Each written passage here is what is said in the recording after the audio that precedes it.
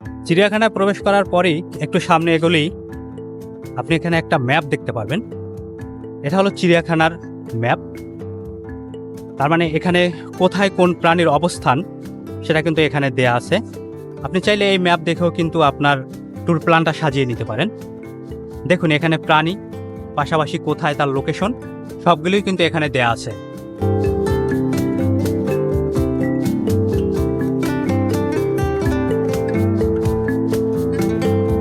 আর এই ম্যাপ থেকে তিন দিকে তিনটা যাওয়ার পথ আছে।